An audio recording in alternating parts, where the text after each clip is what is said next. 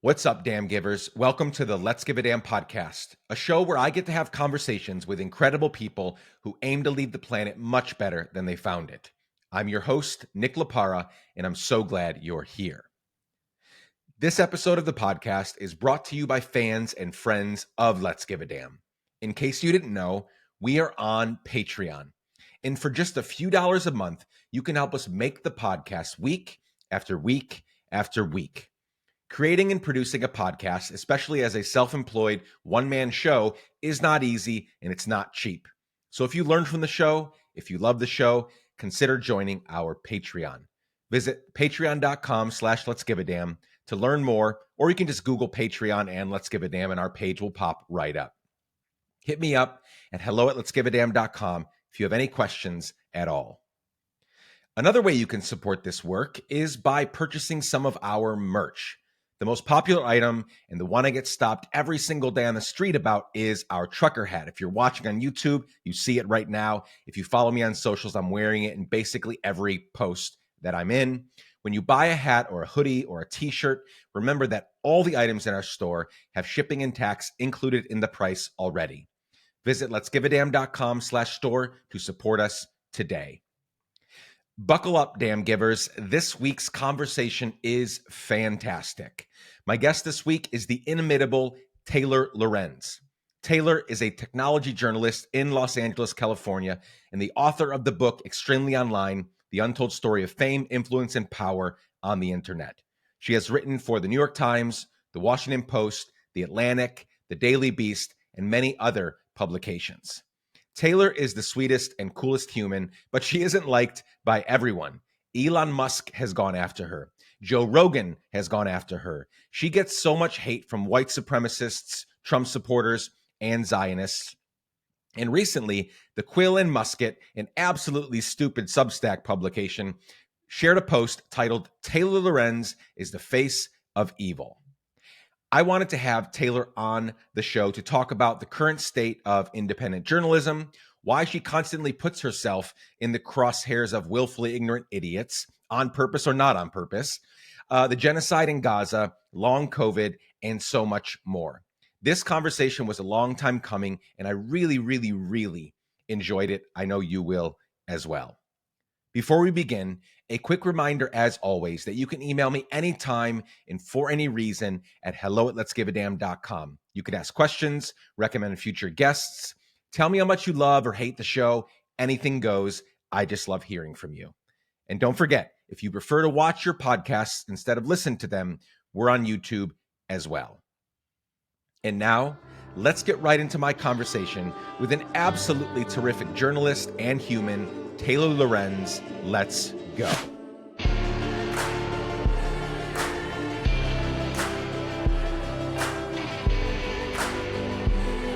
Welcome to the Let's Give a Damn podcast, Taylor Lorenz. How are you? Good. Thanks for having me. I'm so excited for this. For those that don't know, I'm going to begin by sharing a few descriptors of who you are. You're a journalist, a professional interneter, the founder of User Mag, the author of Extremely Online, and the Face of Evil. Do I have that right? That article made me laugh so hard. Oh my God, you shared that, and I went straight away, of course, to like read the whole thing, and Of holy course. fuck, like. So for those that don't know, this loser Substack called the Quill and Musket shared a post the other day, within the past couple of days, titled "Taylor Lorenz is the Face of Evil," and I just have to begin. Because this sort of like your life is so crazy and your work is so all over the place, right? And so this paragraph just felt so like an appropriate way to sort of begin. It was the conclusion, which you obviously already read. Quote, "Taylor Lorenz is not merely a person who said something outrageous. She is the logical conclusion of a culture that has untethered rights from responsibility, freedom from ethics, and convenience from conscience. When abortion becomes not a tragedy but a trophy, we are no longer on the edge of the abyss. We are cartwheeling into it. This is not about a woman or a building or a tweet. It is about who we are becoming. The face of evil is not always monstrous. Sometimes it smiles. Sometimes it jokes. Sometimes it calls something great. that should have left her sleepless for life. Wait, can I tell you what I tweeted that they like crashed out over and like they were all the right wingers were crashing out. So Please. Planned Parenthood is closing their Bleecker Street location, like their Soho location, Yeah. which was this iconic location and which I had an abortion at when I was like 19. And I like quote tweeted it and I was like, oh, end of an era. I had so many great abortions there.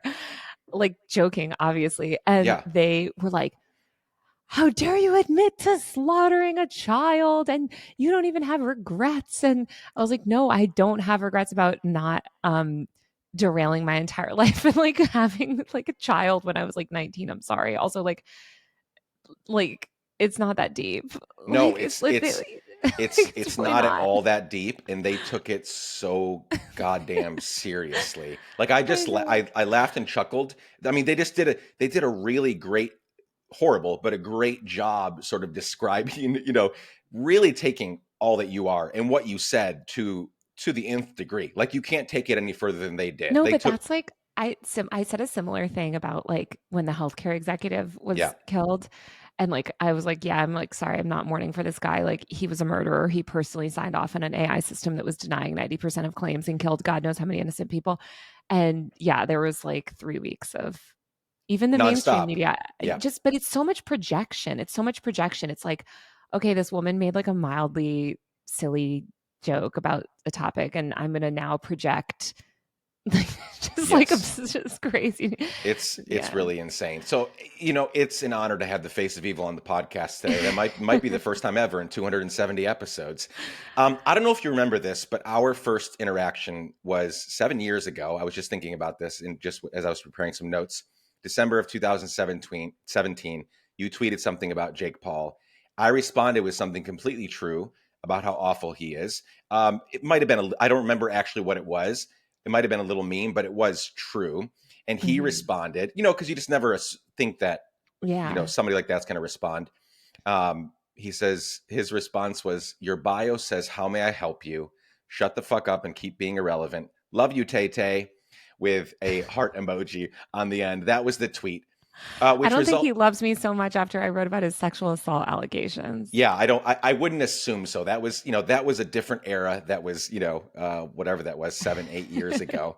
But you were so kind. So that was our first interaction. You DM me and you were like, "I'm so sorry for any of the Twitter drama. And hopefully you're not getting too many haters." Now I don't care about the haters. It really makes me chuckle more than anything. But literally for almost a year after that, at first it was hundreds and hundreds and hundreds of response. I mean, like I got a couple death threats in the DMs. Most were just like, "You stupid motherfucker, like how dare you?"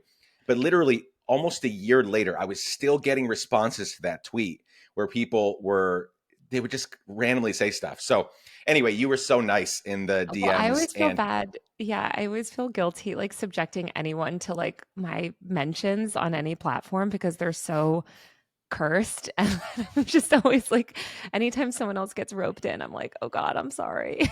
no, it's completely fine. And that was, I already knew a little bit about who you were, but that was after that was really when I started sort of following your work. And I'm so glad that I did because you've been such a helpful voice over the past few years. And we've been trying to get this. I think we initially connected about doing this when the book came out, which is now, what, a year and a Like half a year ago? ago. Like, Yeah. yeah, it was Yeah. October 2023. I know it's so bad. I'm so like, I mean, as you can tell, I'm the most disorganized person alive and I have like no coherent schedule. And I know it's a long time coming. I It, that's crazy. I feel so old because I think everything before COVID feels like another oh my world. God.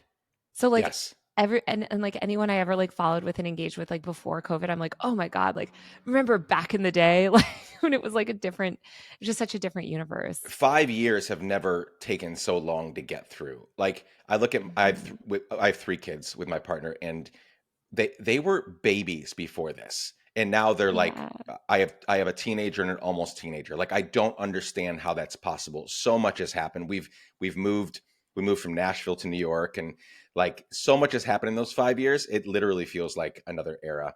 But I'm also glad. I'm glad it. I'm glad it didn't happen back then. I'm glad it's happening now because I think there's some really interesting things happening that we'll get to discuss your work and otherwise. Um, so before we go to those places, though. We have so much, including how we sort of open this up and your work and sort of what it brings up in the world. Before we get there, I always like to begin the conversations with my guests sharing a bit of their story with us, because regardless of what we're going to talk about, in this case, your work as a journalist, as a writer, as the face of evil, and otherwise, like there's always, I want to know how we got here, right? Who are the people, places, and things that shaped you, made you who you are today? How did you get to this place? And so let's begin there. You're loved by many, hated by many. Joe Rogan knows who you are. Not many people can say that. Does Elon? I was thinking about this as I was thinking about Oh, that clip you posted I, about where Joe does Rogan Elon know mentioned who you. I am? Yeah, does Elon know? Elon He does. personally, absolutely. He first of Yeah. all, he has responded to my emails when I email him for comment, and I've covered him for years. And no, he personally banned me from X when I exposed that he had lied about like a stalking case. I mean, he's tweeted about me before, so Yeah. yeah, he Okay. doesn't fuck with me at So all. people, yeah. So you loved by many, hated by many, and Hated your by many name. losers. Yes, yes, yes. I mean, that's the reality of it, is if people get to know you and your work, it's like, okay, if you hate Taylor, you're an asshole. You're probably somewhere in the vicinity of the sort of asshole realm I that have some maybe probably legitimate haters for some dumb shit I've done, but yeah, we it's mostly losers. we all do. So, yeah, what's your story? When I say like people, places, and things, like what comes up for you? And then we'll get to your work here in a few minutes.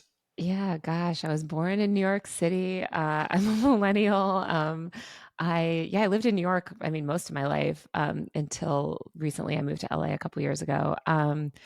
I, I I got into journalism through Tumblr. That's kind of like I didn't really grow up super online, actually. I was really into art, and I thought I was going to be an artist, and I went to like art school for a short time, um and then I just kind of failed out of school like a lot and wasn't good at school. Then I had a bunch of other weird jobs. I was a worker. Like I started working as like a babysitter at like 11. And then the minute I turned 13 and could like legally work, I was working. And Wow.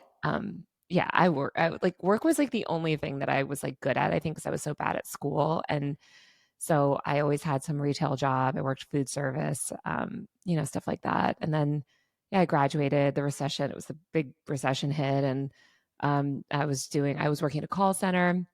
I was working retail on the weekends. I was doing deliveries, messenger shit. I was just temp jobs pretty much, and yeah, and I got into Tumblr, and then that, like in 2009, I feel so ancient now because I feel like I used to not have to qualify it, and now when I talk to young people, I'm like, so back in 2009, Yeah. Tumblr was like And really, they were like kids at that point, and you're thinking, no, I was already well on my way, and they were like children still.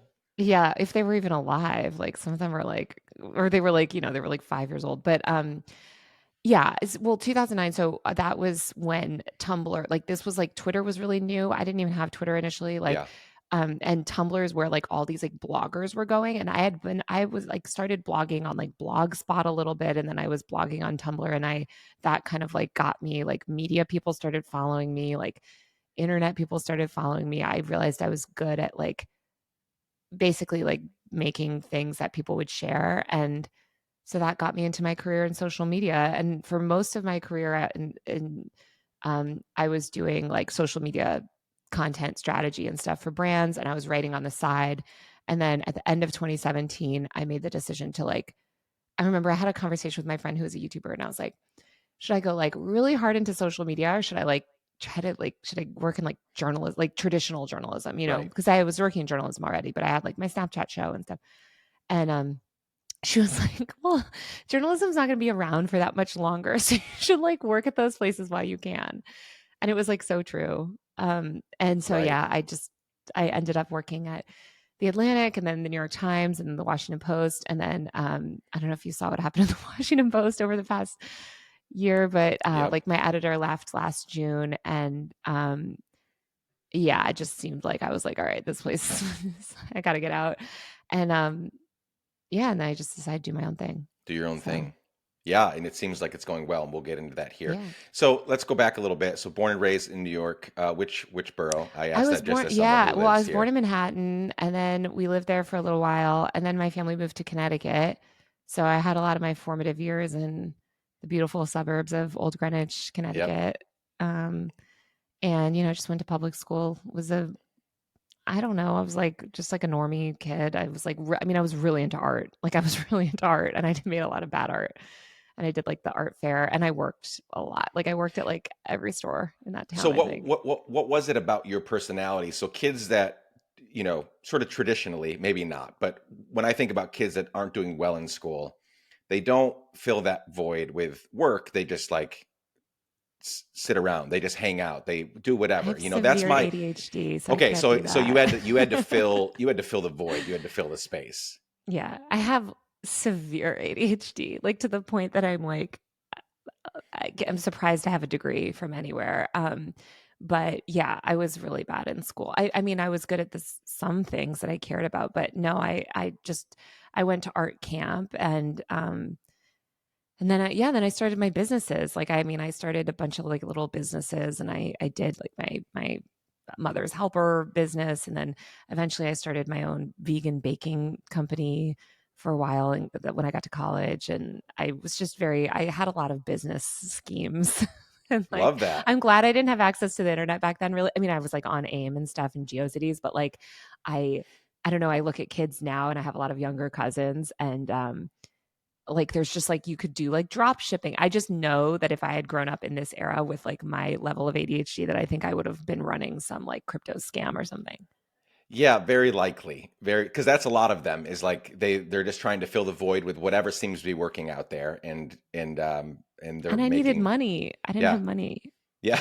Like, I mean, my parents had like, I didn't grow up like poor or anything, but like, my parents didn't really give me like spending money. And so like, You got to go I make just it. wanted money to buy stuff at the mall, to buy Abercrombie jeans. Yes. Oh, Abercrombie jeans. There you go. Um, okay, so you recently were on an episode of A Bit Fruity with Matt, who was Yeah, also a guest on the show. He was on a couple years ago. One of my favorites. I That love him. Yeah, so such an incredible human, and that was a really special episode. Um, but you mentioned, by the way, that recent episode about Gwen Stefani, or Gwyneth Paltrow, as He Matt kept kept calling her Gwyneth Gwyneth Paltrow. Paltrow.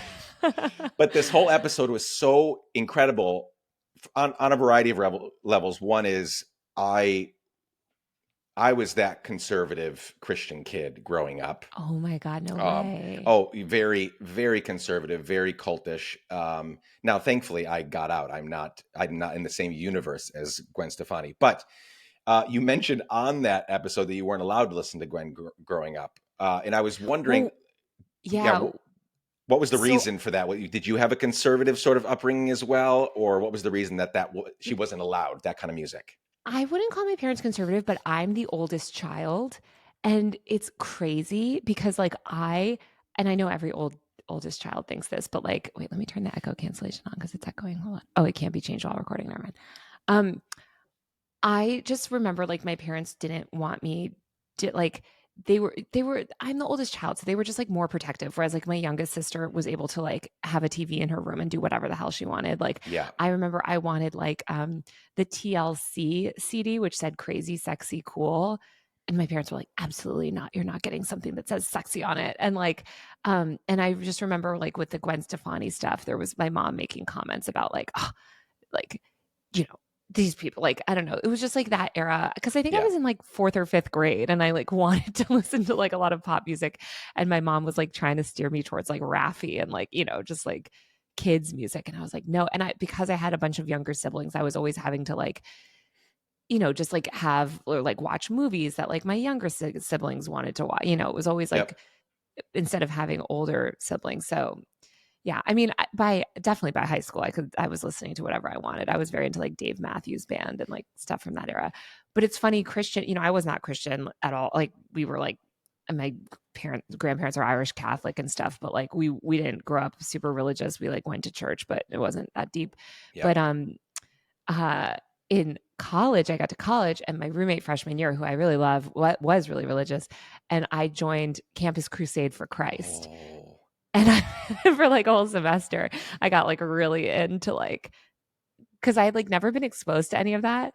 And I just thought it was really interesting. And I got to go to the churches where they have like the cool music and all this super stuff. cool And music.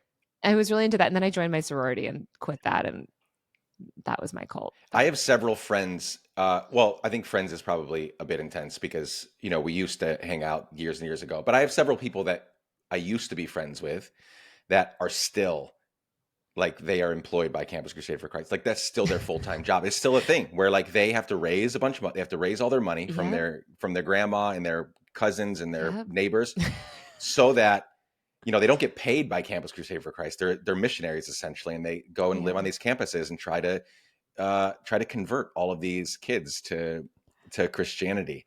And I mean, they tried. I won't go into my history, but like they tried to recruit me as well to work for them way oh back in my the day. god. I mean, it was a I it was was a kind of eating it up. I think I had never really been exposed to that. And I went to college in Colorado at CU Boulder, which is like a big state school. And I just had never been to like a big Colorado, like mega church vibe, like, right. one of those types of things. And I was like, wait, I could get into this. I was like, yeah, sure. I Well, believe I in think Jesus I or think whatever. I don't, a but lot of the reason why I think it was attractive, maybe to you or to others, is that it is a take away the the religious part of it. Like it's a good place to be. Like it's a yeah, like you're not getting hammered. You're not like it yeah, is a different environment where it feels safe. And they're like, actually, I think a lot of these people, again, despite the proselytizing nature behind it all, like they're good people that really yeah, want to like create a community for these kids, these younger people. And so I totally understand if you're away from home and you're not fitting in with that group and you don't want to sleep around, you don't want to do these things yet, or you're trying to figure your way out, then this group says, yeah, come, we'll feed you pizza and Coke, and we'll hang out, and sure, you got to listen to this little message or whatever, but like we're your family away from home. Like, yeah, I that's loved it. attractive. I was like, I yeah. love I love that we have that. I mean, yeah, my whole world was, again, I won't get into it. It would take too long, but that was my world for a long, long, long, long time Wow. until I started peeling away in my late 20s. Thank thank God. Thank the gods. Okay. So anyway, we have that. So you have you mentioned you wrapped up your little sort of life update, your story with just talking about the different places you worked for, and then ultimately became self-employed, going out on your own, independent. But you did work for, I think it's worth mentioning, just as a means of, you don't need my help building up your credibility, but like you worked for everyone. Like you did a lot. I mean, the Except Daily, BuzzFeed. I kept trying to get hired at BuzzFeed. they wouldn't hire They you? didn't. They finally, I think I finally got a job offer like right when I got hired by the New York Times. Like a bunch of places were recruiting me. Nick, when I tell you the amount of times I tried to get, because you remember BuzzFeed, if you were a Yeah. millennial in like 2014, like that It was like was the the coolest place you place. could work. And I applied to every job and I freelanced for BuzzFeed. Like I wrote for BuzzFeed sometimes, but like, yeah, no, they never hired me. They had like, I mean, it was really competitive and they had like five other of like the best internet culture reporters, but But they didn't have the yeah. best of the best. So yeah, Daily Mail, People Magazine, The Hill, Daily Beast, New York Times, Washington Post. Um, Mhm. and you mentioned a little bit of why you left. Like, what do you ever regret leaving sort of establishment media? And No. what's yeah, okay, good, good. Um, I mean, it's dying, if not dead. It's completely unreliable. It's terrible. I mean, I hate, I have friends that work at some of these publications still, and one of the battles is like I want to, I've a couple friends that work at the Times, and they're amazing people. They're good people. This is a job for them, and they're trying to put good in these sort of environments. But I'm like, I can't, like, you're one of the few people that I can't support. I can't buy that subscription because I know Yeah. you're not. It's not going to affect you directly, and I'm giving them one more number to count, for their fucking board, to say, hey, we have this many subscribers. So it sucks because I want them to have a job. Obviously, I want them to They'll do have a well in job. life, but I They have also rich. The New want, York Times is doing fine. yeah, yeah, they're going to be fine. But I just also want all of these, sort of traditional media establishments to. I would love a world full of independent journalists and content creators. But like, how's that transition been? Do you feel supported? Is it going well? Um, and why should people that are in traditional media think about doing this? or maybe those that aren't in media at all but want to, like they're sort of growing up, like should they try to get a job at the Times, or should they get on YouTube and like try to begin making, yeah, how would you sort of address that for those listening, if there's Yeah. anyone that is considering one or the other? Well, definitely don't take a job. I mean, the worst thing that you can do when you're young is like go into establishment like anything because you get no respect. You're going at a very low level. I mean, I actually got a job offer from the New York Times back in 2012 and I didn't take it, which was I was just starting out and they were trying to hire me for like this social media role. And I was like, if I'm going to work at the New York Times, I'm going to be like a reporter and I want like a good job at the New York Times. So like Yeah, you can't. And I remember them being like, oh, who turns down the opportunity of like, but it's like because that's then you fall in for like credentialism kind of BS. And like what happens to a lot of young people is like they really want, that name. And so they just get like kind of like a bullshit job there. And then once you're in at this like low level job, they don't respect you. And it is so true that like you can't give these places any respect. If they think that you buy into their hierarchical weird little world, like they'll run all over you.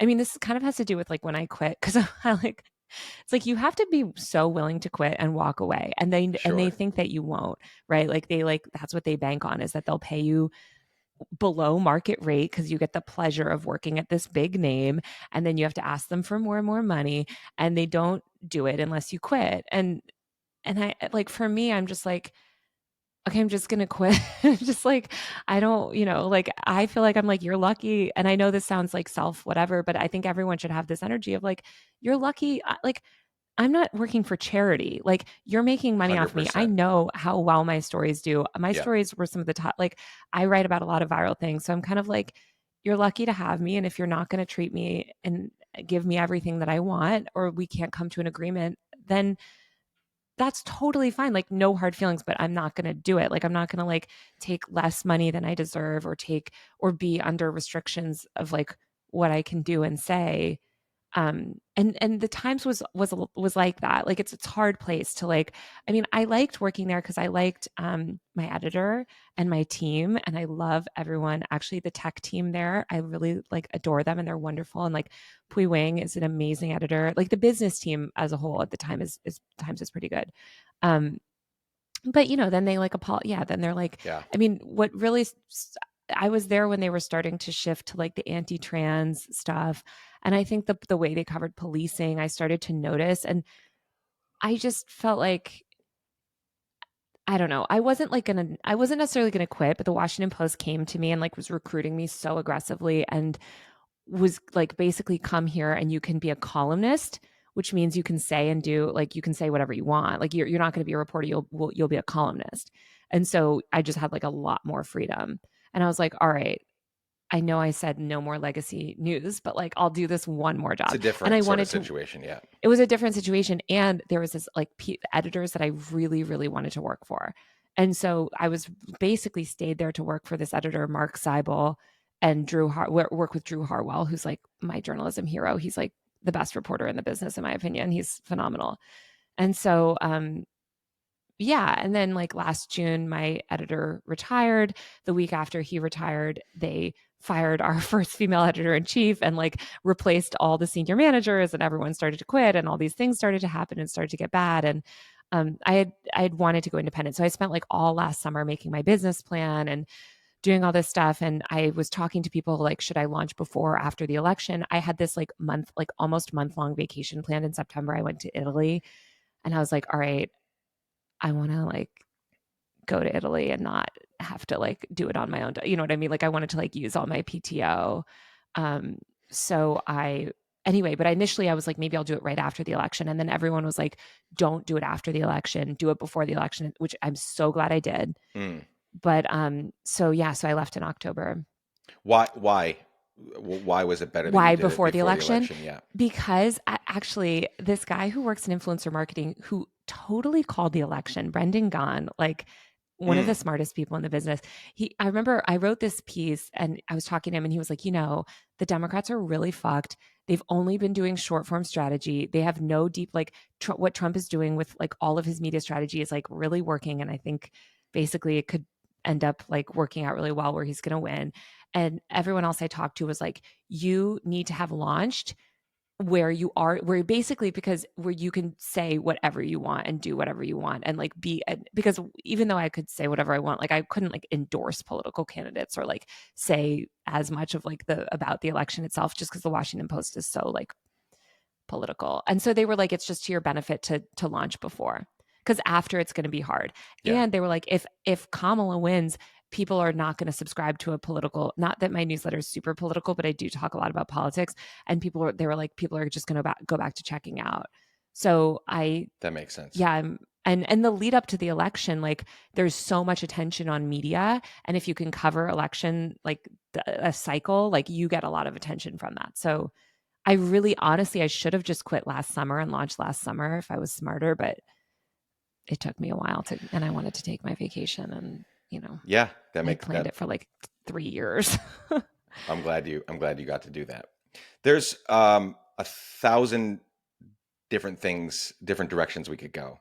But again, as I stated at the beginning, I'm glad we're chatting now for a few different reasons. Let me explain. So as I think about my audience, the Let's Give a Damn community, the kind of work they're trying to do, we're trying to do, get all these emails, DMs, constantly back and forth, trying to figure out how to not just survive, but like how to, make meaningful impact, given the absolutely fucked up times we're in.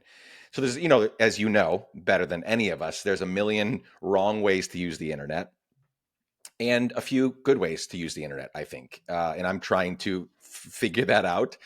Sometimes I use it in the wrong ways. I think it's by and large, fucked us over so much. But as empire is crumbling before our eyes, and I think it is, how do we do this internet thing, this social media thing? Like, I love social media. It's helped me create this like beautiful community. It's helped me connect with, interview, work with some incredible folks. People that me as a poor immigrant kid has no business, dealing with. But here we are. The internet has helped me do all of that. It's also helped us. And I say helped, I don't know if that's the right word here, but like it's helped us witness in real time a lot of the things that have happened over the past, since 2015. Like we didn't have to take it. We didn't have to take these things from, the media. We got to see them for ourselves, whether it's just the rise of Trumpism and MAGA, war crimes and atrocities committed by Israel, the US, and other global superpowers. I could go on and on about, with like my praise for the internet and social media, while also realizing that it has fucked us up quite a bit. And so how do we, you're the main person that I want to talk to about this. Like, how do we do this thing? How do we do this well? You just wrote, actually, I'm going to skip ahead to a thought that I had, you just did this video a few days ago, the rise and fall of the resistance, right? Which I thought was so good. It's 25 minutes. Really helpful. I just watched it yesterday and then again today, just thinking about this, but I'll share it with everybody. The longer 25. Subscribe to my YouTube. Yes. We'll share all of that for sure. I want everybody doing that. The rise and fall of the resistance. What a great 25. I mean, literally I don't say that this lightly. I consume a lot of the internet. That 25 minutes should be consumed by everyone who gives a damn. This means so much to me. Thank you. It really is. You did such a great, and I'm sure, that 25 minutes probably, I assume, took hours and hours. So long. It literally took me like 2 months to make that video because I'm such a slow editor too, and I wanted to put up like so many articles and so you do all the editing and stuff. Is that what you're saying? That you're doing it all? Yeah, I'm doing everything right now, except I will say shout out to Chris, who helps me on my podcast. And he does. Yeah, he does help me on my podcast. So I do everything except that. But yeah, and he did help me with making that video. I did the first edit and then he helped me make it look a little less shitty. So I can't claim 100% credit, but yeah, he helps me. I'm just so bad at Premiere that every time I try to do something, like it looks like shit. I just started, side note. So I for with the podcast specifically, like I've had a producer and an editor for the whole time. And then like 6 months ago, I was like, then this producer and editor is awesome. But I was also like, I want to I want to figure some of this stuff out on my own. I don't know if that was I still don't know if that was a bad or good decision, but I've been making the podcast over the past few months, and it is so absolutely not easy. Like it's, like these, I'm not an editor. I'm not a video guy. I'm not an audio guy. Like, it seems like such a simple thing to do. Like my podcasts are not complicated. I do very little editing. I keep all the ums and the ahs, and like, it's very straightforward. I add different things, music and intro and outro and all that, but it's still so hard. So it's, props to you for, with It Chris's takes help, so much time. it does. But I love Chris, but I do everything. Yeah. Like I do almost, and it takes up so much of my time. It's such a labor of love, and it takes hours and hours and hours. And I script everything, I produce everything. I mean, I do everything that I make. I do pretty much 100% myself. Well, this is helpful too, because part of this conversation where I want it to go is I do want to convince more people listening to stop your subscription. If you have any subscriptions to big box media, like, yes, consider stopping it immediately and supporting the Taylor Lorenz of the world, the Aaron Mates of the world, like these people out there that are doing such good work as independent journalists. Like, really, it's exceptional work. Aaron Mate was on the podcast a few months ago, and like his stuff, everything he puts out is so incredibly great. But like, I just want to say, with the that I lost money on that video. Like, Wow. that video it caught like Yeah. the amount of time and resources that I spent, like, and then like I paid Chris a little bit to like fix the graphics and stuff, and like it like caught, I like lose money doing those things. And so I just wish people would yeah. Yeah. I mean, so let's go there along with my question. Like, here we are, current day. We all generally know the good of social media and the internet and the bad. And then you make this really great video, because so many of the people listening to, I love these folks, but they are head over heels. They were head over heels into this hashtag resistance. These people on the internet that were creating, they were creating content. They're not principled people. They don't have scruples, morals. Like, they're not good people. And yet, a lot of my friends, a lot of my people who have the best intentions, who want to give a damn, who want to do good in the world, we're just relying on their every word. Like, I got a lot of they would send me the tweets, and they would send me the art, they would send me the videos. And, I got sent every Sarah Cooper video ever, and so there was this whole era of, yeah. I don't want to hate on her, but yeah. No, but but here's the thing is, there was a whole several years of air quotes activism and resistance that did fuck all for actually getting us closer to liberation, actually getting us closer to not having another Trump in office or Elon rise to literally president level. Like, we could have done that. We could have done the work. We have so much history behind us. All we have to do is be good students of history to see how movements, how empire falls, what we need to do in the process, how to actually like enact a revolution. And we did none of that. All we did was fucking like tweet and share stuff. Well, they made these conservative resistance influencers millions of dollars. Yes. Yeah. It was a very profitable business, because they figured out, not tried to, they figured out how to make stuff that gets them Netflix deals, or, millions of views, or whatever the case may be. And so you're the perfect person to say, what the hell do we do, Taylor? Like, here we are, 2025. They are kidnapping people off the streets that are legal citizens because they showed up at a protest. They are, there's so much anti-trans shit going on, anti-immigration, anti-refugee. Like, we're in a really bad place. And it was bad under Biden. I fucking hated that guy too. Like, he was so bad for the genocide. Like, he was so bad on so many levels. I mean, what a mediocre milquetoast human. COVID. Like, if there ever was one. COVID, yes, COVID. Let's not forget that Genocide Joe came from disabled people calling him Genocide Joe because he lied about COVID to the American public and said, oh, actually, COVID is totally gone. So you should just get back to work and keep getting sick. And the vaccines prevent transmission. Actually, they don't. And by the way, you should get vaccinated anyway. But yes.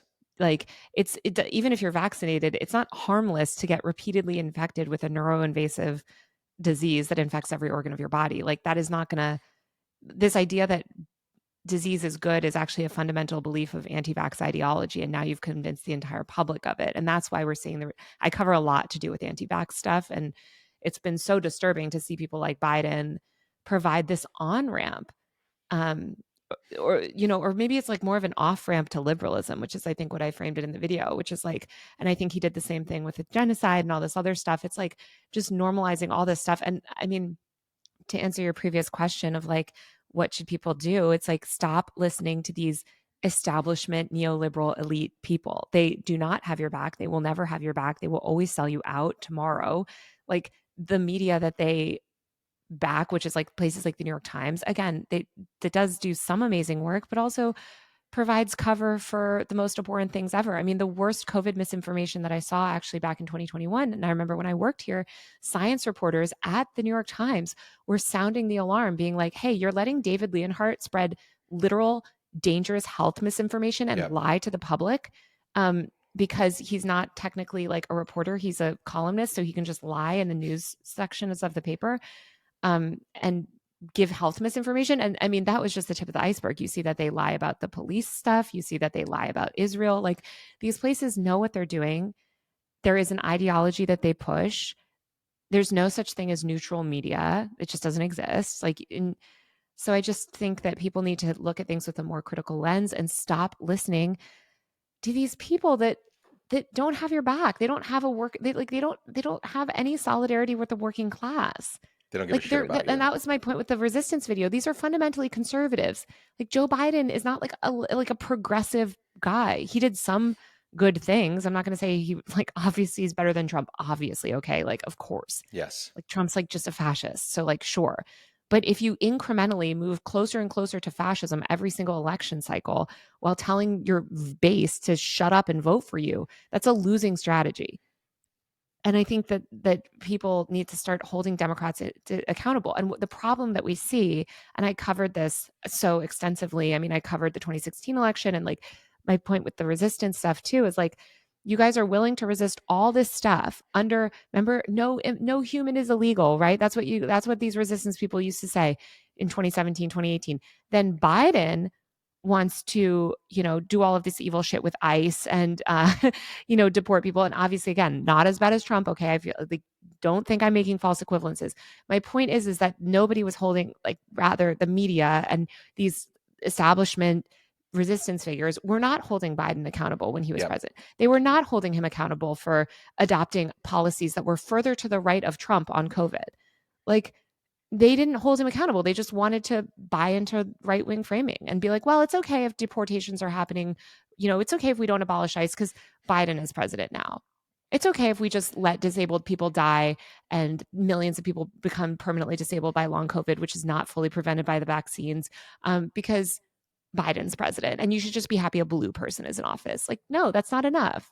That's it. That's ridiculous nonsense that I hope is currently, I'm not sure if that it is, but I hope that it's currently dissolving. Like over the past 5 years, how many times have we seen Democrats do the same thing that they accused Republicans of doing, which was defend your dear leader on everything? Yep. Right? Like just because they're blue, and they would say, how are you so like, okay, we didn't put the hats on and we didn't put the shirts on, but we still, and I say we just generally, very reluctantly voted for Biden. I did not want to, but it was a decision, back in the day. I get it. When the alternative is, I understand. Right. Like I would never fault people for doing that. The problem is the complacency. Once you get the Democrats in office, it's the complacency. And that's what's allowed all of these atrocities to happen. And that's why we're here. It's really bad. Yeah. And it's like, I mean, I wrote a lot about this too. And I think there's a lot of conspiracism happening as well in liberal spaces now too, where it's denialism. It's the same cult mindset that they accuse Trump people of having, and which MAGA people definitely have, but it's applied to the Democrat leader. And I really hope that they can see that these Democratic establishment people don't have their back. They really don't. They would rather lose to Trump multiple times than have any sort of real progressive change. And I'm like, how many elections do we need to lose for this to be clear? If if we have another election, because We will. if we, I know, They're just going to be gerrymandered and fake. yeah, Just yeah, kidding. just but if we have another one, I'm working with Chris Smalls Oh yeah. on his general strike for resignations thing, but he also is just launching, the a different kind of Labor Party, a very not like the UK Labor Party, fuck that as well, Mhm. but like sort of a different kind of Labor Party. Um, like, do you, do you think that there is a possibility for a third party to ever viably run, even with the outrage that's happening? Like, this is the most outrage I think you can have, and it's not even that much. Like, we should be in the streets every single fucking day, and we're not. So even at this level, like, of outrage Well, from part of the reason people, yeah. I I mean, here's the problem with the Democrats. They don't cater to their base at all. no, Like the say what you will about the Republicans, they cater. They're like, okay, we have a fundamental like fundamentalist like extremist base, and Trump is going to do things for them and cater yeah, to them, and those people are going to be welcomed into the broader movement. The Democrats are like basically they have this like capture by actually the minority of their party, which is just these rich elite people that want neoliberal policies that are overwhelmingly unpopular actually with the American public. And they don't cater to their base. They don't even speak to their base. They tell their base to go fuck off. They revoke the credentials of people like Hassan Piker, like at the DNC on stream. Like, how stupid can you be? They literally want to lose. yep, So I don't know. It's been interesting. I mean, I'm not a Democrat. I really am not same, affiliated with either not party. anymore. Yeah, I would rather kill myself than affiliate with the Democratic Party the way it is right now. Like I just no. Um, and I think there's actually a lot of people like that. I think there's a lot of disaffected people that I mean, I have pretty much a lot of my friends identify as Democrats. I'm like, why? Like, yeah, what about this party speaks to you at this point? And um, so I do think that there is an appetite for it. It's just hard because you have the entire right wing where that party speaks to their base, that party is captured, that party has an enormous amount of political power. And the Democrats as well have, I mean, the Democrats are completely like, I do kind of take the Republicans' point that like places like the New York Times or Washington Post or whatever are like mouthpieces for the Democratic Party. I think that's like a little bit egregious because they actually do have editorial standards that like Breitbart and these other places don't. right, But they do. I mean, but look at the coverage of Biden versus Trump. I mean, it's night and day, and it's so clear. Their bias is so clear. I mean, even having worked there, it's like I'm like, oh, the Republicans are right. Like there is no leftist media. Like the entire media establishment from like MSNBC um to the New York Times, it's an elite neoliberal worldview. And yeah, it's a pro capitalism worldview. It's a pro corporation worldview. It's pro establishment. And I just think a lot of those ideals are not resonating with people. And we know they're not resonating with people because people are moving to the far right. And they're moving to the far right because the far right is at least speaking the language of populism. They're not adopting populism. They're actually just shilling for billionaires, but they speak they are anti-establishment.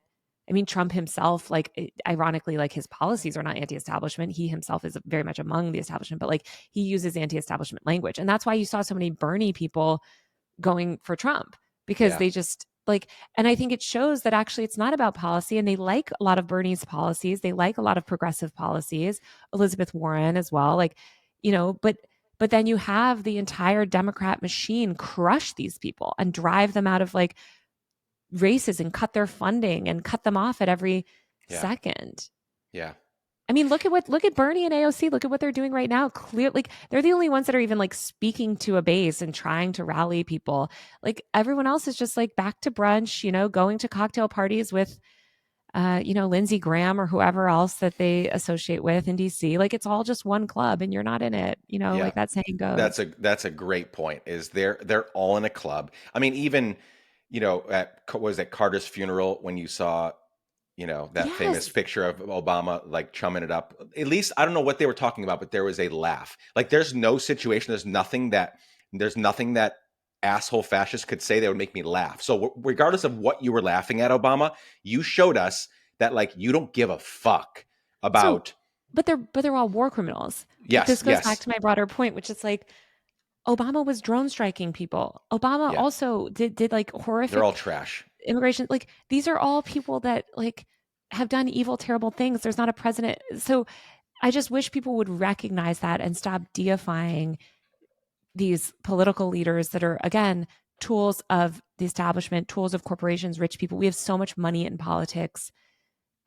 It's really dangerous. And I do, yeah, I wish we had a party that spoke for the working class, could speak for people, the average working people that are getting screwed left and right by Yeah. both political parties. And they both work together. Let's not forget. Yep. And I've covered this so much, but I care a lot about free speech, unlike pretty much, I Yeah. think, everyone else in politics. Both political parties have worked together so closely to dismantle free speech. We could not have the the rollback of our civil liberties now if we had not had Biden. I mean, Biden passed the TikTok ban and bragged about it. Literally, his administration worked with Gallagher, who's now a Palantir executive, to ban TikTok. Why? Because of Israel. It had absolutely nothing to do with China. 100%. And as a reporter that covered this very in depth for the Times and the Post, which the Post, the Wall Street Journal, and New York Times have all reported, is this was about Israel. It had nothing to do with China. They don't care about China getting our data. China can get our data from third-party Facebook vendors left, right, and center. Shein and Temu collect far more data and are actually based in China, unlike TikTok. They're not banning them. But and you had Rep. Gallagher laughing with Warner on stage at the recent Munich Security Conference, saying, yes, we banned it over Israel, laughing that they get away with it.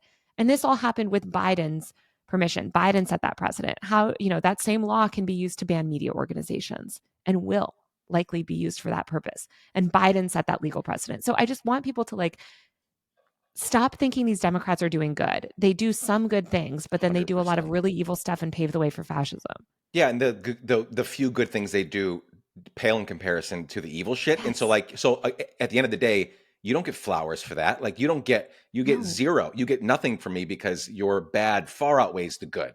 And I love how you ended the video with why the death of resistance is good. And I want to read sort of the last couple sentences because I think they were really powerful.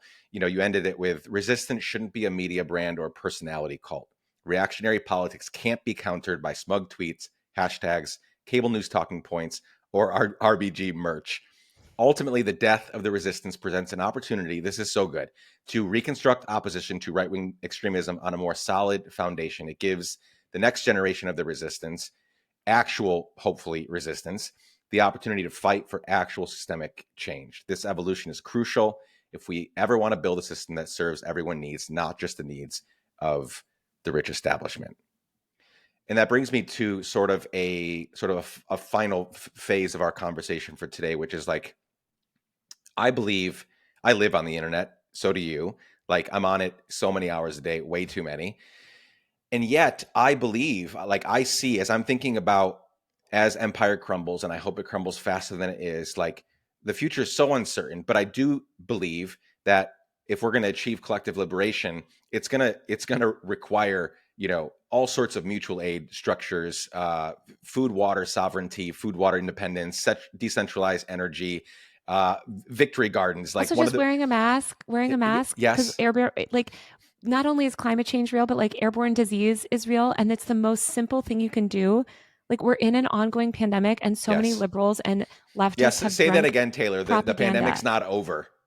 As the World Health Organization literally just affirmed last year. And all of these political, somebody sent me something recently because they wrote this post and they were like, and the pandemic ended. And I'm like, whoa. Random political leaders in the US cannot determine the pandemic is over. That's a political designation, but definitionally, COVID is still spreading at pandemic levels and killing thousands and thousands of people every single month and disabling people. Thank God it's not killing people at the same rate as 2020, because we do have some, we have medicine and vaccines. But let me tell you something. COVID fucks your immune system. COVID just can destroy your immune system to the point that you barely can, you don't generate the same immune response. So you're just, again, this is like being like, oh, well, I got a vaccine, so I can just repeatedly infect myself with rabies. No, that's not good. Same thing with measles. You can be vaccinated and have, a case because you're Yep. immunosuppressed or whatever. And so I just think like so many people drank this Kool-Aid, and I just want you to think, look at how the media lies to you about Gaza. Look at how the media lies about all of these things. And please recognize that you have been drinking up right-wing propaganda on COVID and infectious disease. And that is, you've been fed that stuff so that they can dismantle public health. And the Yeah. easiest thing you can do is acknowledge the reality of this airborne pandemic and also just keep yourself healthy. Even if COVID went away tomorrow, there's a reason, like people, countries that have masking normalized, like you're breathing in a huge amount of infectious disease and you cannot do that. No, that's great. That's a huge part of it, because if the future is, us taking care of us, right? Which it should be. Like I'm also like a socialist, but also like we got to take care of us. Like ultimately, Yeah. even quote unquote good governments that take care of their people will fuck you over the first chance they get. So like ultimately it's us. So whether it's mutual aid, masks, taking care of each other, staying healthy, how do we balance that? Professional interneter Taylor Lorenz, how do we balance moving toward collective liberation in that way while still realizing that we have to stay, like, I'm not going to go off the grid. Like my work is, I am on every single Yeah. day. The internet helped me raise hundreds of thousands of dollars last year for Gaza. Like the internet helped me build, like, so I have to, how do we do both? How do we do Well, that's both? another thing that's been scary to see is this sort of like left, like from the left and especially from Democrats, like this. I mean, do not fall for like the anti-internet propaganda censorship stuff that they're pushing. Things like the Kids Online Safety Act that's a censorship bill. It's the same thing with the TikTok ban. Like you are, and I'm making a video right now on these child influencer laws. These laws are not about protecting child No. influencers. They are censorship bills. They are laws that apply to any single content creator in states now are going to be subject to having your content potentially arbitrarily removed through these laws, which is something, it's these legal precedents that, we've never seen before. I think everyone should read this book called Murder the Truth, which just came out by David Unrich, who is one of the very good reporters at the New York Times. And it's about the right wing sort of attempt to overturn New York Times v. Sullivan, which is the landmark Supreme Court case that really guarantees a free press. And people need to realize that like you can critique social media companies, but this moral panic about kids and social media, or social media is inherently bad, the internet's poisoning us. The internet is a mirror to our society. And Yeah. yes, these platforms can be problematic in various ways. They're also very powerful tools. Again, look at how, journalists in Gaza are using Instagram and TikTok, right? Like we wouldn't have these vehicles into the world, despite the amount of suppression that these platforms put on content like that. So I think there are better ways to build these networks through technology, leverage the internet for good, build platforms that are more decentralized, less, less top down, and more kind of, less profit driven overall. But I think we don't, this idea of like, oh, just get offline and get into the real world. Yeah, No. sure. Like do that, but also leverage the power of the internet, because who's leveraging the power of the internet more than anyone else is the far Exactly. right. Exactly. So logging off is not the solution. That doesn't mean you should doom scroll all day and spend all day on Twitter getting radicalized. But like, I worry when I see that sort of language. There was this piece in 404 Media a while ago that I really didn't like. That was like, get off the internet. And it's also just like, especially during an ongoing pandemic when like tens of millions of people are permanently disabled, have been permanently disabled by COVID.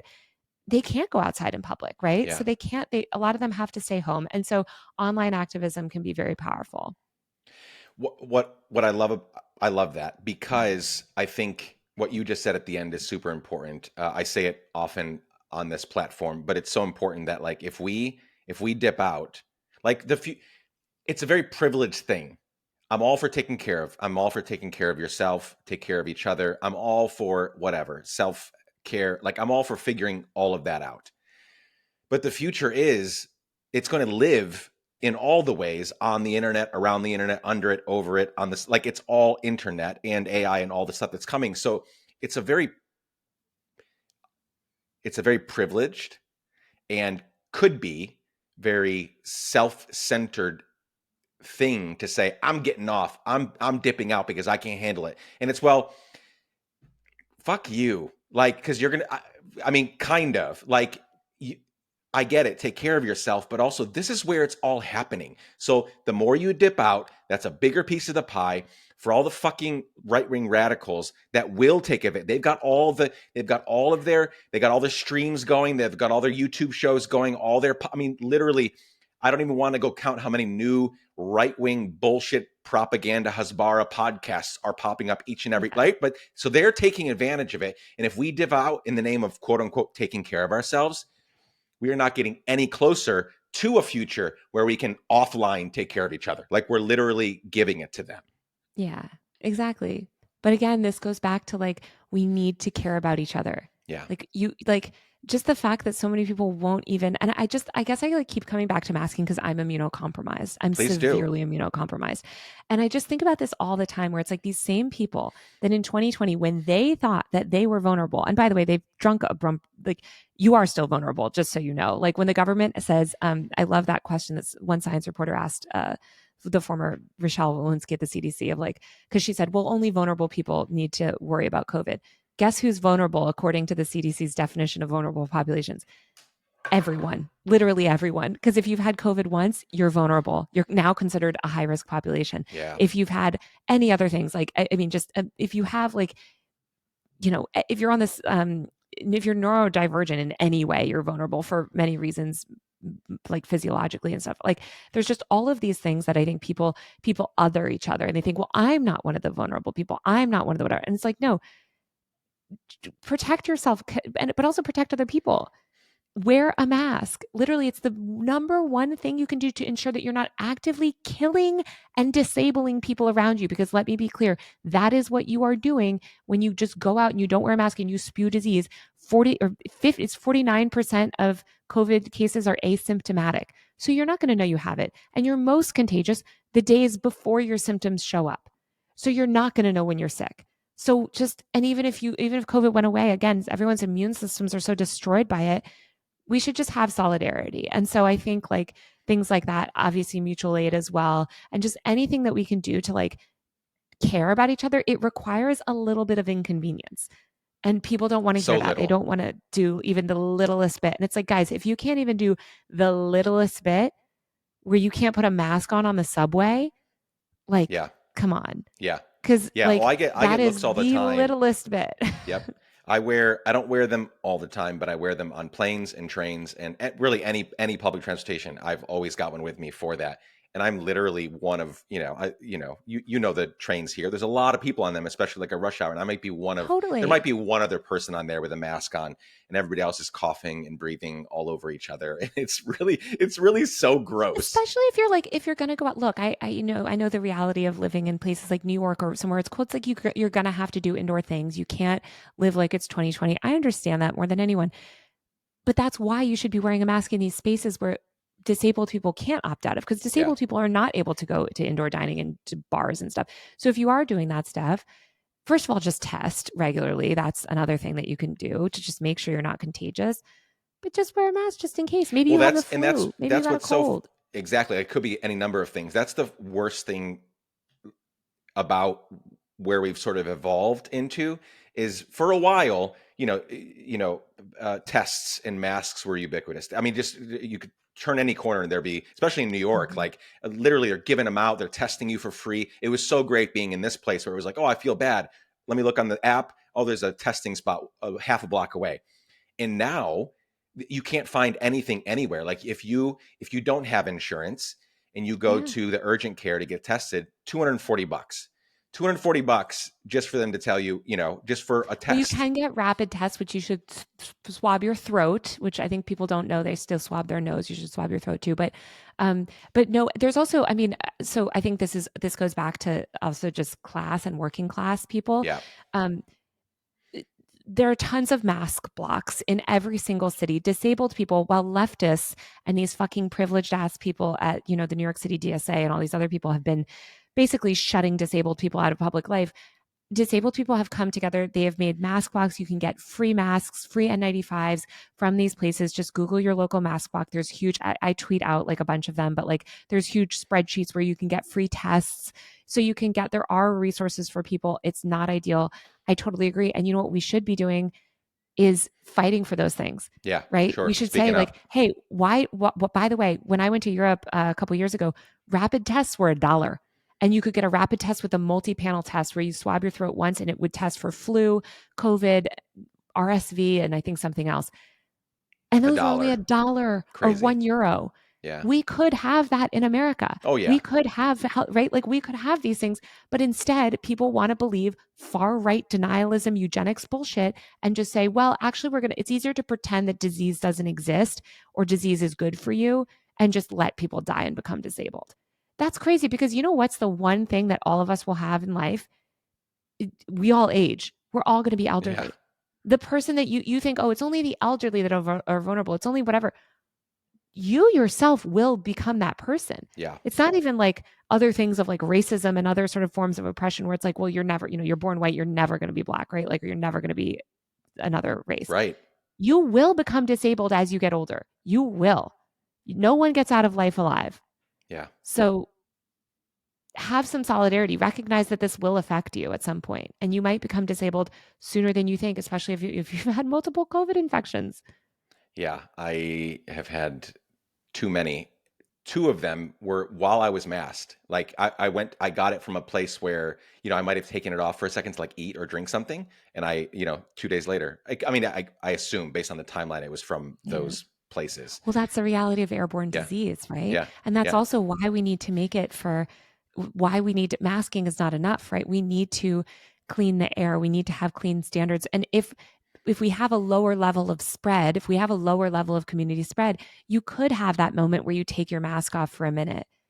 But because we have such high level of community spread, disabled people. I mean, they tried to give me, I had surgery last week and they let me keep my N95 on for surgery, which was so nice of the anesthesiologist. And she was telling me how, everyone was in N95 too. I go to a great place, but yeah, she was just like, oh, it's so scary and dangerous. And she's like, we've had people show up for surgery with COVID. And she's like, we can't see you. And also you should be in a mask. And also, why are you stepping foot into a hospital? It's so I think COVID is such a litmus test for so many things. I know people don't want to hear about it anymore, but it really is. No, it's good. I think people, you've spent a few minutes on this, which I'm so grateful for. And I bet you that some of the people listening are like, Taylor, just give it, like, what are you doing? It's 5 years later, like, give it up. And I think whoever's listening, people said that about HIV too. About a lot of things. It's like you need to, if you're feeling uncomfortable, fine. Don't take don't go the lengths that Taylor is going to protect herself and others. But like, if you're feeling uncomfortable, like deal with that. Like go sit with that. Why is this making you so uncomfortable? If you say you give a damn, if you want to do the best for the most amount of people, why is this one the one that's triggering? Out of all the things we've talked about, why are you feeling that way about this one in particular? And it's because we have been fed just truckloads of bullshit the last 5 years from your homies on the quote unquote left, the Democrats. Like they have been complicit in every way, from the pandemic to the genocide to everything. They're not good people. As you said, one club and you're not in it. And I just want to say one last thing. Please go. Yeah. That I hear this all the time. They're like, well, it's been 5 years. I was really involved in AIDS activism growing up and volunteered at Rivington House, this hospice for people with AIDS. We've seen these cycles of denialism before. And during the HIV epidemic and with AIDS, sort of peaking and stuff back in the 80s, you had people that were like, oh, give it up, right? Give it up. Why are we still wearing condoms?